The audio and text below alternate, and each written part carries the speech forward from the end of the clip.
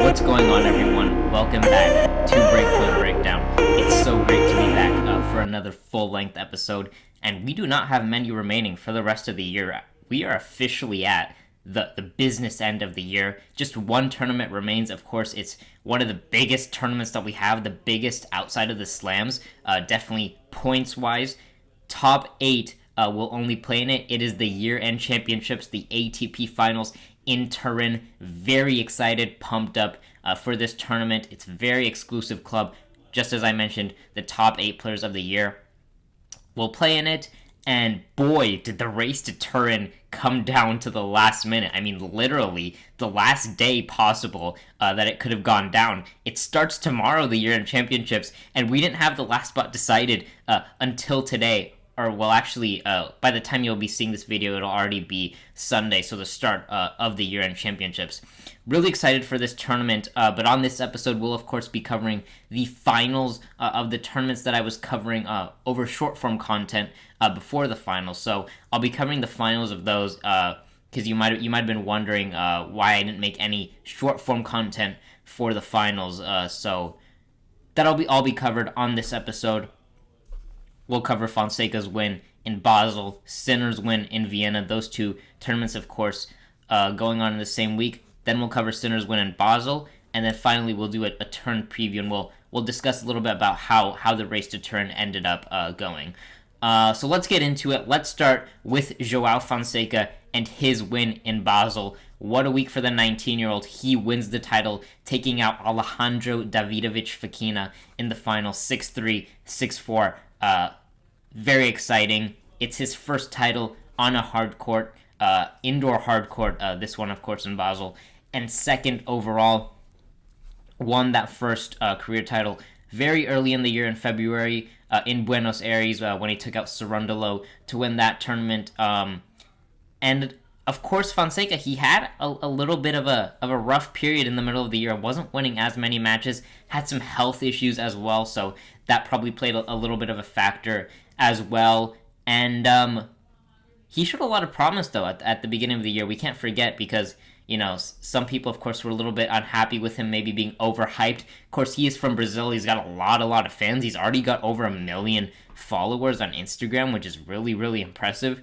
But anyway, he had that crazy run in Miami, where the crowd was just going absolutely bonanza over there in Miami, where you have all the Brazilians. But yeah, he took out Rublev at the Australian Open, so he showed a lot of promise at the beginning of the year. Then had a little bit of a rough patch. Wasn't too bad actually. He's been pretty good at all of the slams. He hasn't had a bad loss at all. You could maybe make the argument, Jarry at Wimbledon.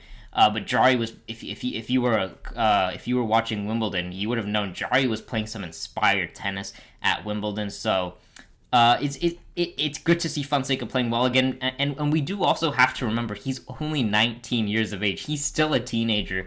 So very harsh on some of these young guys. We just got to keep that in perspective, I feel like. And Fonseca, he's going to be 24 in the world, so it's going to be a new career high for him, and he'll be seated at the Australian Open, so that's going to be a really, really, really big thing for him. Let's talk a little bit about his forehand, because obviously that's the strength, that's the money shot for Fonseca. He's got one of the biggest forehands in tennis. He made 87% of his forehands all week.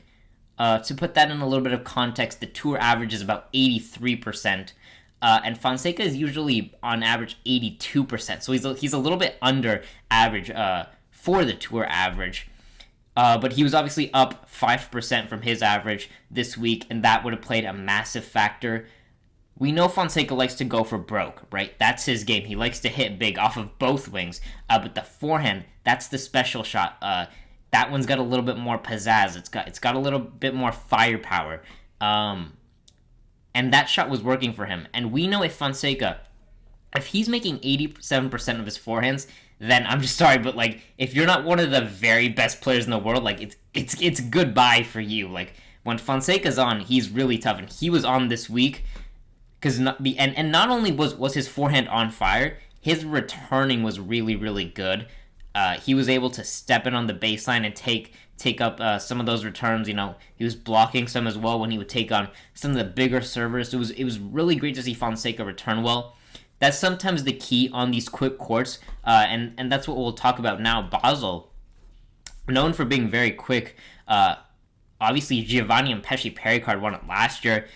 Big server. That's kind of who he is. 6'8". He serves really big. He won it last year.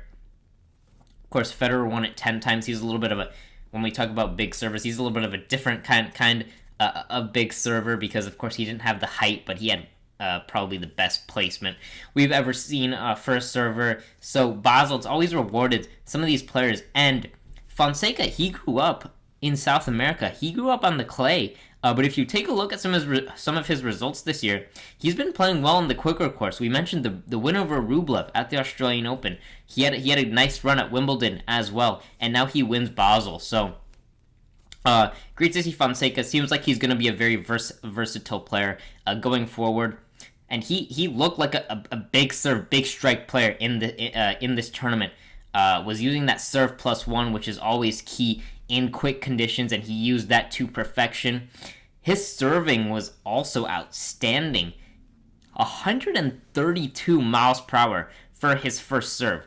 That's huge, and he's not a very tall guy. He might honestly probably still keep growing because he's only 19 years of age, but he's about 6'1", 6'2", and the average on the tour is 120. And he was serving 12 miles above the average. That is so impressive for Fonseca. Let's talk a little bit about ADF, Davidovich Fokina. He's now 0-5 in tour level finals, and it hasn't been easy. It hasn't been an easy year from that standpoint for Fokina because obviously ADF, he's had a career year. It's been his best year thus far. He's up to 15 or might be 14 in the world, I believe now. And you just hope, as a tennis fan, as a neutral fan, that Fokina does end up getting a title, because it's been really rough to see some of these scenes. In this final specifically, he came out with a lot of nerves. He made 3 errors in his very first service game and was broken at love. It was already 2-love for Fonseca in a flash. And we've kind of just we've talked about how Fokina does get nervous in some of these moments.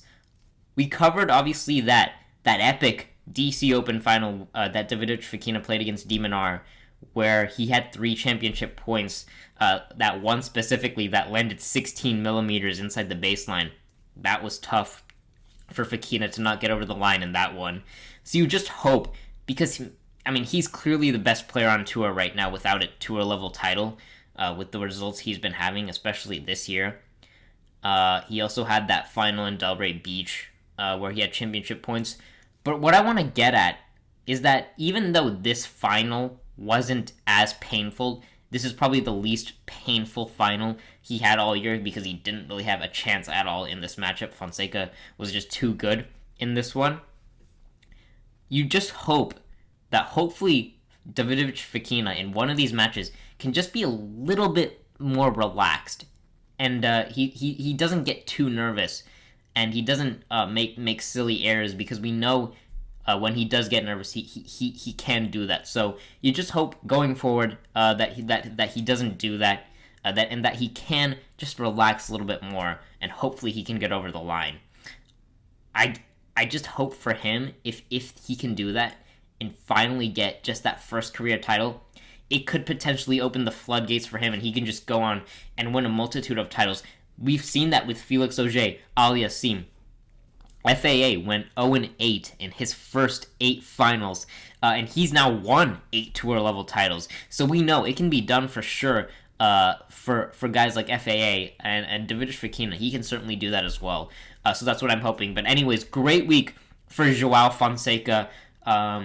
It seems like he's playing well again, and that's great to see. Gonna be interested to see how he goes into next year, especially in Australia. He will be seated there, as we mentioned. Let's talk about Jannik Sinner now. in Vienna. He wins the title there against Sasha Zverev in the final, and it was a very good, very high-quality final where Sinner was able to get the win 3-6, 6-3, 7-5. What a match this was. Zverev played really, really well. He pushed Sinner to the limit. Great to see Sinner playing, great to see Zverev playing well in this tournament. And one of the things that Zverev was doing really well, particularly in that opening stanza, was how well he was hitting that forehand and how well he was being aggressive. We know that Zverev, when he's at his best, is when he's aggressive off that forehand, and that's exactly what he was able to do to win that first set. Sinner, not quite at his very best, especially in that opening set, but he was able to start playing better and be able to be more proactive instead of Sasha doing that as the match wore on. But one of the things that Zverev was doing really well, as we mentioned, was the forehand. He was hitting his forehand at a clip of 80 miles per hour. That's very huge because that's actually bigger than Sinner hitting his forehand. Sinner was hitting it at 79 miles per hour. So to see Zverev hitting his forehand bigger than someone like Jannik Sinner, that really tells. And Zverev came out with the perfect mindset in the beginning. And we'll talk about why he couldn't keep up with that, especially towards the end of this match. But anyways, Zverev really, really aggressive with that forehand, and that was working very well. We can actually fast forward now to the third set. 5-all, deuce, third set. And there's a 25-shot rally. And Jannik Sinner comes out on top. And he hits a backhand down the line winner to finish it. And I feel like this is the one that changed the match for Zverev. He was very, very passive in this point. Sinner was doing the aggressive stuff in this point. He was pushing Zverev around. Zverev had chances on a few of these balls to really assert himself and be more aggressive. Wasn't able to do so, and Sinner just took it from him. And these are the kind of moments, the tense moments in these third sets, the 5-all deuces, the 5-all 30-alls. These are the kinds of points where we look at Zverev and we say, are you going to be aggressive? And he wasn't able to do so here in a 500 final. So you just wonder, we get to, I don't know, a slam semi maybe? Is this how he's gonna do? Is he gonna do the exact same? Obviously, the goal for him is a slam, and so if this was a final, of course, I'm sure Zverev would be ruining that. But I just wonder if Zverev can ultimately be more aggressive in some of these moments. One of the other things that Zverev was doing really well was his serve. He was able to save break points throughout. He was facing some break points early in the match, and he was able to come through them, and he was serving really well in that opening set. Ultimately, it was just Sinner who was more superior from the baseline, which of course you would expect. Zverev, of course, very good from the baseline, very good at not missing too much and making you work for the point. But of course, against Sinner, you do have to be more proactive. Zverev average for serve speed was actually down from his average in this match. His average is 130 miles per hour. He was about 3 miles per hour down at 127. He did have back issues earlier this year. He had it at the U.S. Open and in Cincinnati. He talked about that more with German press, and so maybe the back, not just 100% yet, looks probably is pretty close to being pretty good with the run that he had here, but probably not 100% yet. So hopefully he'll get the back sorted and that he can be serving back to his best again. For Jannik Sinner, there was a moment in the third set, 3-all, early in this game. He begins to cramp, Sinner. Now, he cramped in Shanghai, and he actually had to retire from the match against Tallinn Greekspor. He started cramping in the third set, and he would have to retire. Of course, Shanghai was a little bit different, though. Everyone was having physical issues there. Multiple players were cramping in that one. And you thought, is this going to be another Shanghai? Is this going to be a flashback of that? Now, conditions completely different in Vienna. Of course, it's indoors, so it's a controlled environment. So you wouldn't expect something like this to happen in an indoor match, but that's what happened for Sinner, and that's likely due to the physicality of this match and how many rallies they were having. But I want to talk about what Sinner did at this moment. He became ultra aggressive. Now, he's already an aggressive player, Sinner, but he became ultra aggressive in this moment, and he just started battering forehands and backhands all over the place. And when I say all over the place, I don't actually mean that he was missing them, because he was actually making them. And he actually only lost 1 point on serve since the cramps began. So actually, once the cramps began, he actually became even more focused, which is a strength of his, to be able to become even more focused and not focus on the cramps that are happening to him, but to still focus on the match and to figure out, what can I do now that the cramps are happening to me. Became so ultra focused and went ultra aggressive, and he was making these shots, and Zverev just couldn't keep up with him, and he only lost 1 point on serve since then. So it was great serving from Sinner since this came on. The last thing we'll cover about this match, Sinner obviously trying to play with more variety. We covered the U.S. Open comments that he made after that final and how he wants to play with more variety. If you look at the statistics, actually, if you look into Tennis Insights and Tennis Viz and all of those insights, he actually isn't playing with that much more variety. Now, if you pick one match apart, the Daniel Altmaier match that he played in the beginning of the week, it was his very first match that he played, and he had an absolute out.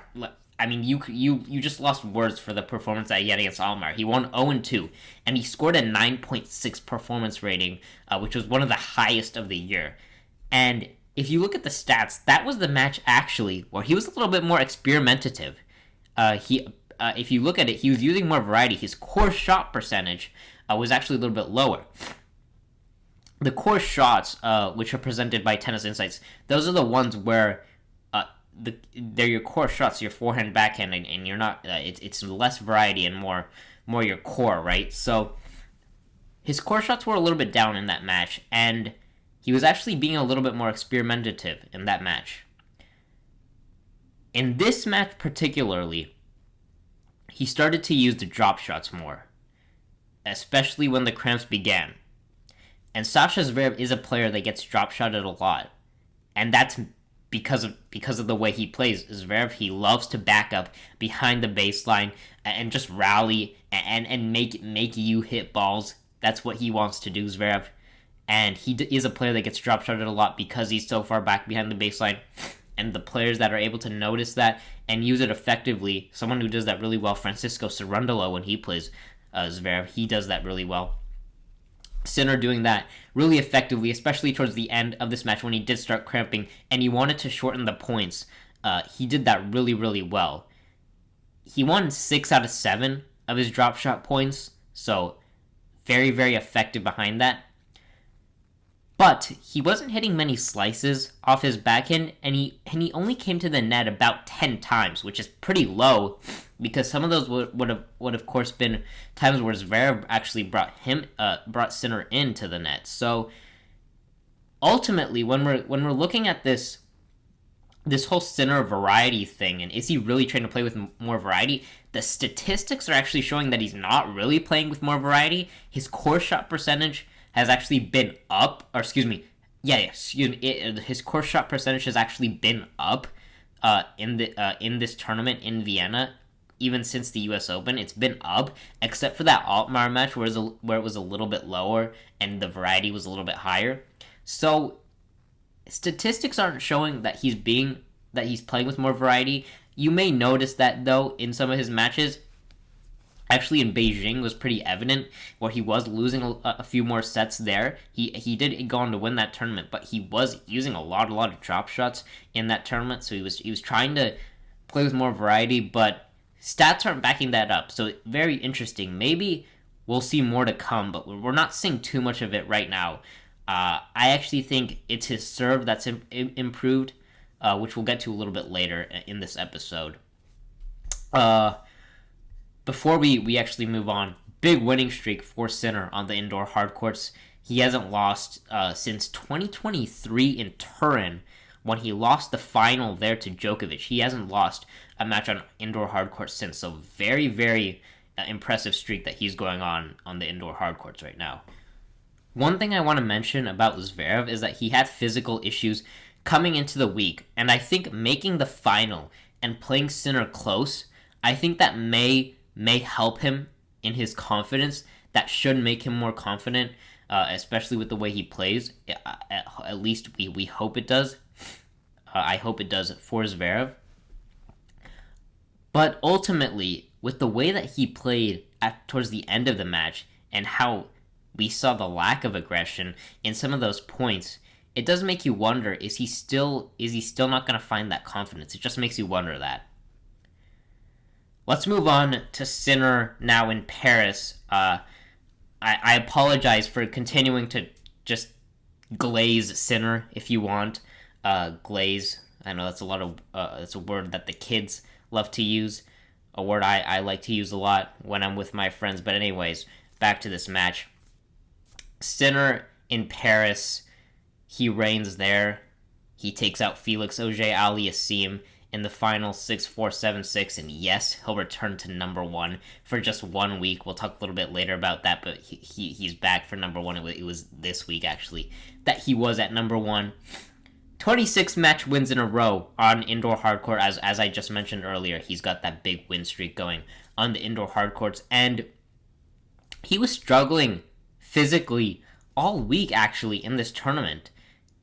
Didn't drop a set, though, all tournament, which kind of shows you the gap between Sinner, Alcaraz, and the field. Now, of course, Alcaraz, he had that loss earlier in the week, but in the grand scheme of things, if you look at this year, how this year has gone, and how this tournament played out with Sinner struggling physically, battling a sickness perhaps, and yet no one was able to even get a set off Sinner. And by the way, Jannik wasn't playing guys outside the top 20. The last 3 guys he played in this tournament, all in the top 10. Shelton, Zverev, Auger-Aliassime. Now, Zverev was having some physical struggles as well, but just shows you the gap between Sinner and the rest of the field. And I mean, to show you how rare it is also for a player to win a Masters 1000 without dropping a set, you have to go back to 2023 Indian Wells when Alcaraz won there without dropping a set. Sinner's serve, we can start with that. Actually, we'll talk a little bit about his serve right here. He didn't face a break point throughout this entire match. Really, really impressive serving.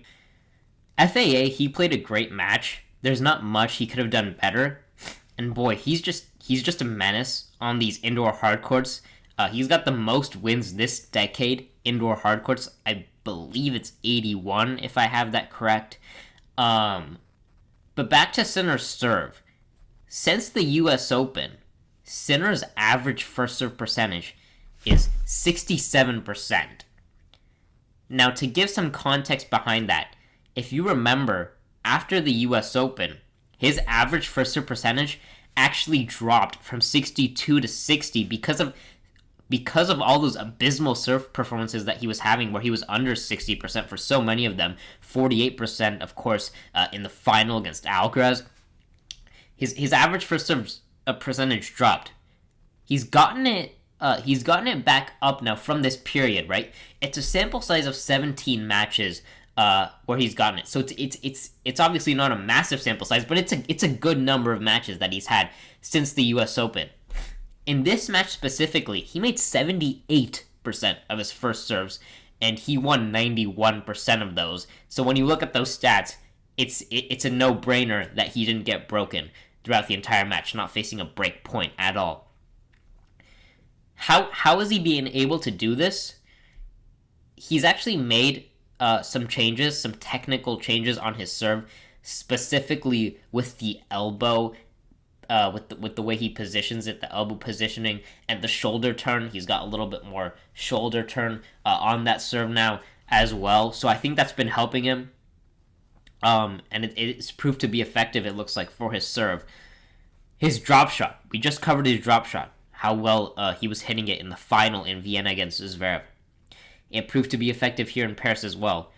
Just able to throw the rhythm off for his opponent, using it at some crucial points. We saw him use it on some of those vital points in the second set. Some 30-alls that he did face. Of course, I know he didn't face a break point, but there were some moments where there were some 30-alls, 15-30s. He did face a couple of those, and he actually used it on some of those points. The most crucial, really, of all the set before the tiebreak in that second set. So great to see Sinner using that drop shot more to throw off his opponents. If we want to do a little bit of a summary of the match, at the start of it, very shaky start from Felix. Got broken right as the match started. Went down 2-love immediately. Now Felix was actually not even able to get to 30 in a single Sinner service game in that opening set. So just encapsulates how well Sinner was serving for the entire match. But specifically in that first set, not able to even get to 30 in a Sinner service game, showing you how well Sinner was serving. But actually, from that moment onwards, Sinner and Felix actually held for the rest of the match. It was only that first Felix service game where there was a break, but they held from that moment on. So, again, Felix played a really solid match. He was able to get himself out of some situations, some difficult situations in that second set where he was facing break points in quite a few of his service games, but he was able to get out from there. And on that championship point, what a winner from Sinner, that backhand down the line winner to finish off the match. Spectacular finish for him in this final. And Sinner's return was really, really good in this match. The longer the rallies were going, Sinner was coming out on top. And with that, it was very clear that in the return games, Sinner wanted to essentially extend the rallies to not give Felix any time to attack. Now, if you know Felix, the basis of Felix's game is his serve +1. That's what he does best. That's how he's gotten to where he is right now. And what Sinner's return does, with how good Sinner's return is, he's able to get these returns deep onto the baseline. They're not coming short for Felix to just crack down. And that's why Sinner has been so good against Felix recently, is he's not giving Felix any time to set up a forehand, to go big. I mean, some of these returns, he's getting deep onto the baseline, where sometimes Felix has very little time to even react to it. That's how good it is. And that's one of the reasons of why Sinner has been so effective against Felix recently, and why other players against Felix, because their return isn't as good, why they're not able to do the same. The other thing we can mention in this match is how good Sinner's backhand is, and for Felix, compared to how good his forehand is, his backhand a very mediocre shot. But that doesn't matter for him, right? He's gotten to where he is with that serve +1 FAA, and for his backhand, when he goes back into backhand with Sinner, I mean, that's a battle that Sinner's gonna win 9 times out of 10, backhand to backhand. One of the problems that Felix's backhand has is that there's a lot of spin on his backhand. He puts a lot of topspin on that shot, and sometimes his backhand can get caught up, and he can hit it very short in the court. And if you hit it short in the court against Sinner, I mean, it's just goodbye for you, because Sinner is actually Sinner is gonna just come down and crack it. So you're not gonna have any chance if you have it sit up for him, which is what Felix's backhand does, because Sinner will just pummel it. Sinner's serve +1. We talked about his serve, obviously, but his serve +1 was really good. Again, he won 91% of those first serve points. So just want to mention that incredible first strike tennis serve +1 just always stems from how well he was serving. And overall, a great final, and Jannik Sinner just continues to be dominant, and it must be tough for the field, knowing that Sinner wasn't 100%, but still not really able to putting up a fight at all. I mean, no one winning a set against him just shows you the gap between these two guys and the rest of the field. For Felix, what a resurgence it's been since the U.S. Open. I know I've been a little bit critical here of him so far, but I want to give him his props because he's been amazing since the U.S. Open. Back inside the top 10, and he will be in Turin, which we'll get to in a second. More on that of how that played out. But great for Felix. Love to see him playing well again. He won that title, of course, in I was about to say Antwerp, but it's Brussels. It relocated to Brussels this year, and he won that tournament, which is another indoor hardcourt event. So great for Felix. He's loved seeing him play well again. I think the sport is better when he's playing well because he's a threat for most players when he's playing like this. Sinner, he's back to number 1 after this for just 1 week. But next week, when the 10th of November rankings come out, which I guess would be today when this video comes out, Sinner's actually going to go back down to number 2 for Turin, and he is seeded number 2 in Turin. Carlos comes in number 1, and now the rankings will actually mirror the race. So, speaking of speaking of Turin, let's actually get to the preview for the ATP Finals. But before that, actually, I am rushing myself. Before that, we should actually get down to how it all went down for those final spots. After Paris, we had 7 of 8 players confirmed to play, right? The final spot was going to be up for grabs between Auger-Aliassime and Musetti. Now, FAA pulled out of Metz this week, and Musetti was in Athens.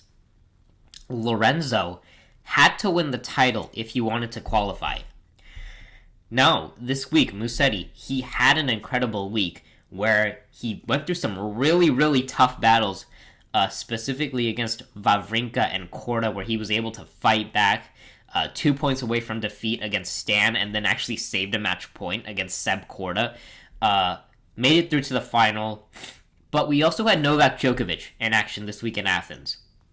Now, this is actually Novak's home tournament now because he relocated to Athens with his family a few months ago. Now, his family owns this tournament, and his brother is the tournament director. So maybe not necessarily an obligation to play for Novak, but it's basically his home tournament, a bit like Belgrade. And as we've seen in the past, of course, you want to play your hometown tournament, and that's exactly what Novak was doing here. Obviously, Novak qualified for Turin, but he left it up in the air whether he was actually going to play it. He didn't play it last year, and there were many questions going in whether he would play it this year, especially since he was playing this week right before the Tour Finals began. So you had this whole paradox where if Musetti ends up playing this week and he makes it all the way to the final, and if he potentially wins it, but then Novak ends up pulling out from the Tour level finals anyway, will Lorenzo feel hard done by?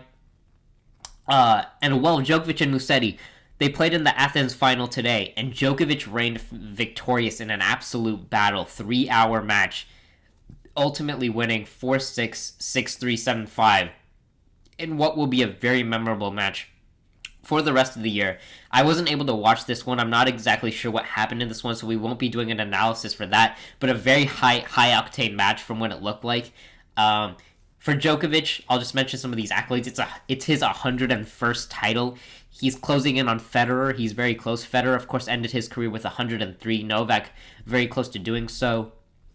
We'll see if he does end up surpassing Fed. Connors, of course, has the record for 109. Don't think he'll be able to pass Connors, given his age, but we'll see what happens. Anyways, going back to the race for Turin. What this initially meant, and the keyword here is initially, and you'll see why, was that Musetti was out of Turin, he would be the first alternate, and Felix Auger-Aliassime qualified for that 8th spot. Now, Felix did qualify and take that 8th spot. But after about an hour of this match, it was revealed by multiple by multiple news outlets, and Djokovic himself put out a statement saying that he wouldn't play Turin, which meant that Lorenzo Musetti will be playing in Turin as the 9th seed, and he'll take Novak's spot in Turin.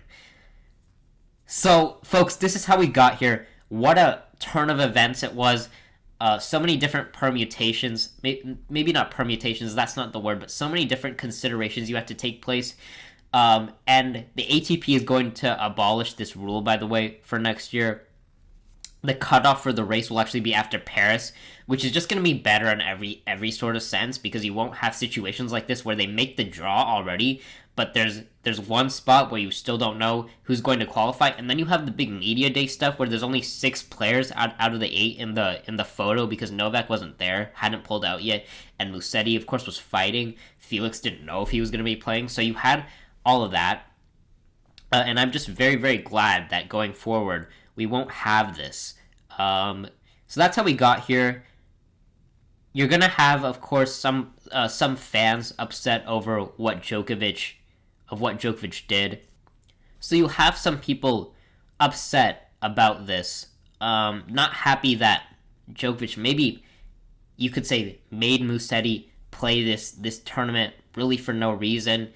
You could make the argument that for Musetti that if Djokovic knew that he was going to pull out, that he should have just said at the beginning of the week, just to not make Musetti play. I mean, it was very clear. Musetti actually took a wild card into this event.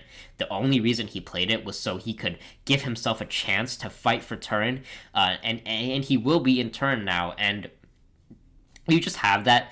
But for me personally, I think Novak Djokovic, he's earned the right to really do whatever he wants. He's the most winningest player in tennis history. He deserves the right to do what he wants to do. He is the GOAT, ultimately. And so I know some people are going to be upset about this, but my personal opinion is that Djokovic, we should just let him do what he wants. And now we can finally get to a preview of the ATP Finals. How I'll do this is, of course, we've got the 2 separate groups. If you don't know how this tournament works, it's a round-robin style. So there's 8 players, as we mentioned, 4 in each group, and the top 2 from each group qualify for a knockout round, which would be the semifinal stages. The winner of the group takes on the player that is the second from the other group, and vice versa. So that's how it works out, how the semifinal matchups are decided. And the 2 players that qualify from each group are by most wins. And of course, when you have players that are tied and everything, there's a lot more math that goes into it.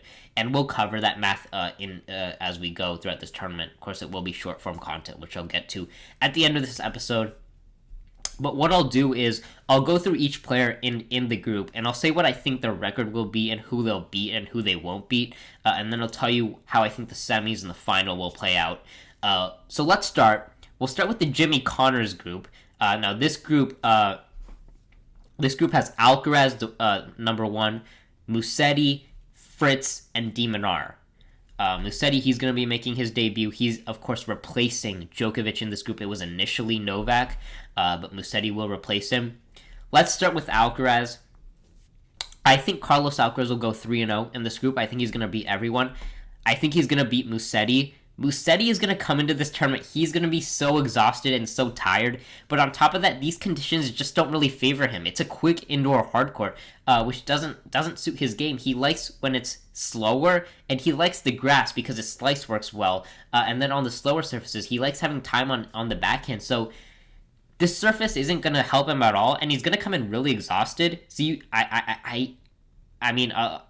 I'll just say in advance, I think Musetti's going to lose every match here. I think he's going to go 0-3. He's just going to be so exhausted coming in. Taylor Fritz, let's move on to him. I think he's going to go 2-1. I think he'll beat Musetti. I think he'll beat De Minaur. I think he'll lose to Carlos Alcaraz. Fritz has played Alcaraz recently a couple of times. I think they played 3 times recently. If you count Six Kings Slam, which of course is an exhibition, but I'm gonna just count that for this instance. Taylor won at the Laver Cup. It was a big win for Taylor. But Carlos had a shocking performance in that one. He made a lot of errors in that one, and he didn't look too good there. But Taylor played one of the best matches of his career, if not the best. He was dominating Alcaraz, moving him. He was dictating, and he was even coming to the net at times, which is obviously the key for him to beat Sinner. And I don't know if he'll be able to do the same, though, because in Tokyo and at the Six Kings Slam, they were two pretty convincing wins for Carlos Alcaraz, if you go off the scoreline. And Taylor played actually some very good matches against Alcaraz.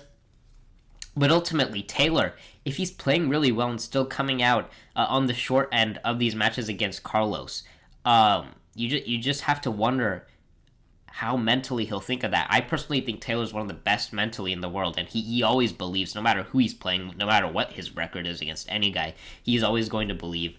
But you just wonder how he'll feel going into that.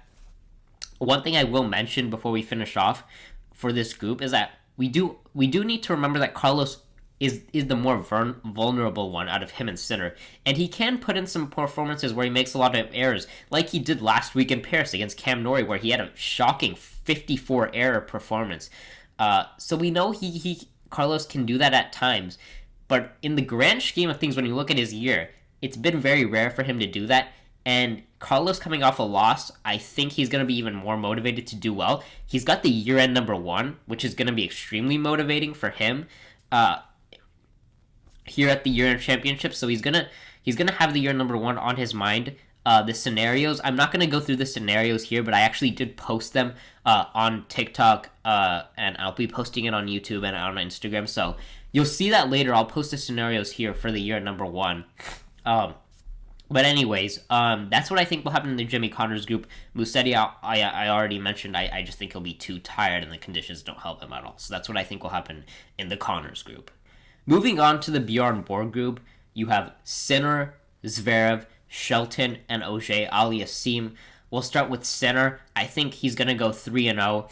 I don't think I have much to say for that, to be honest. I think he'll beat every guy in this group. He actually played all 3 of these guys in his last 3 matches in Paris.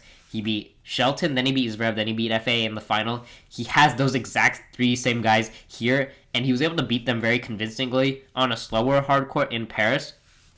I actually think Sinner's better on quicker hard courts, and if he was able to do what he did to them in Paris, with the way he did that there, I think he's going to be very scary here in Turin, and I think he'll likely win all of his matches, probably in straight sets again, but maybe one of these guys can push him further, maybe an FAA, if he's playing like he did last week. But not much to say for Sinner. Let's go to Zverev. I think Zverev is going to go 1-2. I think he'll beat Shelton, but I think he'll lose to Sinner, and I think he'll lose to Auger-Aliassime. Zverev against Shelton, the reason I think Zverev will beat him is because Zverev is really, really good against lefties. He has a very, very solid backhand, which we know. And Zverev, the matchup against Shelton shows that he's 4-0 against Shelton, and 3 out of their 4 meetings have come this year, and they've played on all 3 surfaces, and Zverev's won all of those in straight sets. So that just gives me the perception that this is going to be it should be a win for Zverev, and I think he'll get that one. Auger-Aliassime, I don't think he'll beat FAA with the way FAA is playing right now. Now Zverev obviously has upped his level in the past couple of weeks, but he's still not playing well enough for me right now with the way FAA is playing. I have to give Felix the win against Zverev.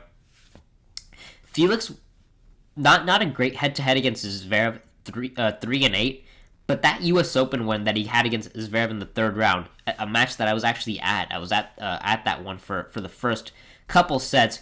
Felix was playing inspired in that match, and I think that win's going to give him a lot of confidence, not only for himself, but just in the matchup against Zverev, that I can beat this guy for Felix, and so I think he'll be able to beat Zverev.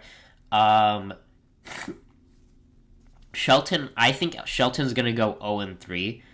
I mentioned this Zverev thing. I think Felix is playing too well right now for Shelton to be able to beat him, and obviously Sinner. It'll be interesting to see what Shelton versus OJ Aliassime looks like. Those guys haven't played too many times, I don't think. So I'm interested to see how that match works out because they're similar players. They're both big servers and they like first strike tennis. So that match will come down to who does that better most likely. And then OJ Aliassime, I think FA is going to go 2-1. I think he'll beat Shelton. I think he'll beat Zverev. I don't think he'll beat Sinner. For FA versus Shelton, I just think FA will be, with the way he's playing right now, I think he'll be able to do the first strike tennis a little bit better. So that's what I've got for the Bjorn Borg group. That's what I think is going to happen. If how my scenarios work out, the semifinals would be Alcaraz versus OJ Aliassime and Sinner versus Fritz. I think Alcaraz would beat OJ Aliassime in 3 sets. I actually think that would be a really, really high-level match. I would recommend to watch that match. That's a really good match if Felix does get there with the way he's playing right now. But I give Alcaraz the edge in 3 sets. I just trust Alcaraz in these big matches. We know he's a big match player. I think he's I think it's 13-2 in big finals, in Grand Slam tour he hasn't played tour level finals, but in Grand Slam, Masters 1000 and tour level finals, I think he's 13-2. So I just trust him in these big tournaments towards the latter end stages, and he does have, I think he's 4-4 against Felix lifetime, but all the matches recently that they've played, all the wins have gone to Carlos. I think the last 3 out of 4 maybe have gone to Alcaraz. So I like Alcaraz to get it done against Felix, but I could actually see Felix, if he gets inspired, to get the win. Sinner against Fritz, I have Sinner winning that in straight sets. I just think the matchup for Fritz has been difficult in the past. We haven't seen it since Turin last year, so it's been a year since they played. But I just think Sinner just does everything a little bit better than Fritz, right? They both like to dictate from the baseline. Sinner just does that better against Fritz. Taylor's going to have to be out of his comfort zone if he wants to. He's going to have to come to the net.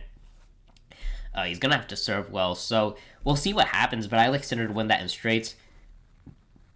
The final, I have the big two playing in the final, and I think Sinner will beat Alcaraz in 3 sets. I'm not going to go super in-depth here, but I just think these conditions are really great for Sinner. I think it's tougher for Alcaraz when the courts are quicker, and Sinner's going to love that, and I think Sinner will be able to rush Alcaraz like he was able to do at Wimbledon, and to not let Alcaraz do his variety stuff and all the stuff that he does so well against Sinner. So I have Sinner winning this tournament, and that will do it here for us on Breakpoint Breakdown. Really excited for how Turin's going to play out. Going forward, what we'll be doing, it's going to be short form content once again for Turin, just because of timing. But I'll cover the final on a separate episode. We'll do one more episode right after the year ends, where the plan is to cover the final of the tour finals, and then Davis Cup. I'll cover the Davis Cup finals as well on one episode. But we've got a few more episodes coming up through the rest of the year. We're going to have the big scheduling episode coming up in December. I've been teasing this really since the summer when we had a lot of withdrawals in Canada, and I'll be making a scheduling episode. I'll have someone join me as well to do that episode, because of course the players, everyone, we've all been talking about how rough the schedule is and how there does need to be something changed. We'll be talking about that. We'll be doing an awards show as well, where we talk about who the player of the year was, what the match of the year was, rookie of the year, all those fun awards that the ATP likes to do at the end of the year. Sportsman of the year, all those fun awards that they do. We'll be doing that as well. I'll be doing my own, and I'll probably have someone else. I might have someone else on giving their what they think has been the best of the year. And then finally, I'll be doing my predictions for the start of next year. I'll predict who I think will win the slams for next year, and then I'll give my year-end top 10, which is always really, really difficult to do. It's almost impossible to predict every single player in the top 10 correctly. If someone's able to do that, they're lying. I'm sorry, but there's no way you're able to do that. So those are always really tough. But I'm excited to do that for fun. But anyways, thank you for watching. Remember, we are on Instagram and TikTok. On top of this, on YouTube, we do a lot of short form content as well. So make sure to check all of that out. That's how we'll be covering most of Turin. But anyways, thank you for watching, and I'll see you in the next one.